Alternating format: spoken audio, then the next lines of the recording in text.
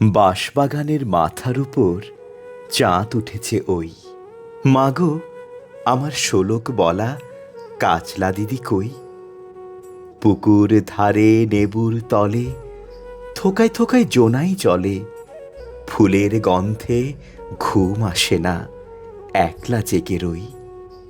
মাগো, আমার কোলের কাছে কাসলা দিদি কই?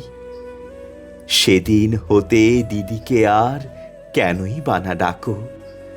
দিদির কথায় আঁচল দিয়ে মুখটি কেন ঠাকো? খাবার খেতে আসি যখন দিদি বলে ডাকি তখন, ও ঘর থেকে কেন মা আর দিদি আসে নাকো?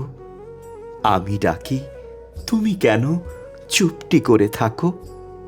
বল মা, দিদি কোথায় গেছে? আসবে আবার কবে? কাল যে আমার নতুন ঘরে পুতুল বিয়ে হবে। দিদির মতো ফাঁকি দিয়ে আমিও যদি লুকোই গিয়ে, তুমি তখন একলা ঘরে কেমন করে রবে? আমিও নাই, দিদিও নাই, কেমন মজা হবে?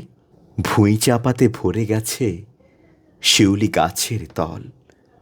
মাড়াস নে মা, পুকুর থেকে আনবি যখন জল। ডালিম গাছের ডালের ফাঁকে বুলবুলিটি লুকিয়ে থাকে।